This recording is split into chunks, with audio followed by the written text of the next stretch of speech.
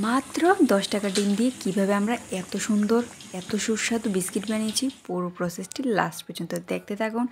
আসসালামু আলাইকুম সবাইকে, আশা করছি আপনারা সবাই ভালো আছেন। আলহামদুলিল্লাহ আমরা অনেক বেশি ভালো আছি।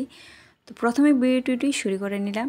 তো প্রথমে দিয়েছি এখানে লেবুর চামড়া একটু গ্রেট করে আপনারা দিবেন, দিয়েছি 1 চামচ লেবুর রস আর দিয়ে দিলাম 2টার মতন ডিমটা দিয়ে তারপর আমরা দিয়ে দিলাম আধা কাপের মতন চিনিটা দিয়ে ভালো করে এটাকে মিক্স করতে হবে যতক্ষণ অবধি আমাদের চিনিটা না গলে যাচ্ছে আর এত পানি পানি হয়ে যাচ্ছে ততক্ষণ পর্যন্ত আপনারা এটাকে লাড়াতে থাকবেন।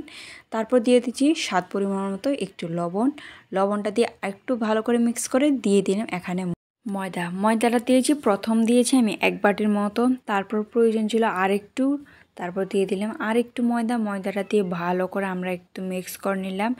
মিক্স করার পর আপনি এটাকে এত সুন্দর করে মিক্স করতে হবে। এই রেসিপিটি কিন্তু আপনারা বাড়িতে অবশ্যই ট্রাই করে দেখবেন, বাচ্চারাও পছন্দ করবে অ্যান্ড বড়রা অনেক বেশি পছন্দ করবেন। লেবুটা দেওয়ার পর এটার টেস্টটা না আরও বেশি সুস্বাদু হয়ে গেছে অ্যান্ড এটার স্মেলটা এত বেশি টেস্টি লাগছিল, আপনার না খেলে বা না বানালে কখনোই বুঝতে পারবেন না। তাই বলছি অবশ্যই বানাবেন। তো এদিকে আমাদের গুলাটা রেডি হয়ে গেছে। এখন আমরা বানানোর জন্য প্রথমে হাতের মধ্যে একটু তেল মেখে নিলাম।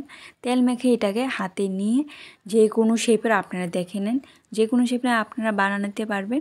তো আমার এই শেপটা অনেক বেশি পছন্দ, তাই আমি এই শেপটাই বানালাম। তো এদিকে না দোকানের বিস্কুটগুলো বা খাস্তাগুলো কিন্তু এইভাবে শেপ দেওয়া থাকে, অনেক বেশি সুন্দর লাগে, তাই আমি এই শেপেই বানালাম। তো এদিকে আমাদের শেপগুলো প্রায় বানানো হয়ে গেছে। তো আমরা এখন একটা কড়াইয়ের মধ্যে বেশ কিছুখানি তেল দিয়ে দিব।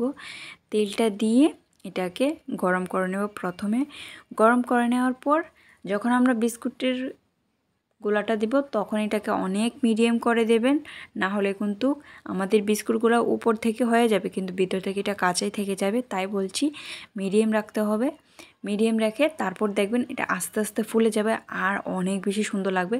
যেমন বিস্কুট না, এটা পুরো পিঠার মতন হয়ে গেছে, আপনারা দেখলে বিশ্বাসই করতেন না। তো এদিকে দেখুন আমাদের বিস্কুটগুলো পুরো রেডি হয়ে গেছে।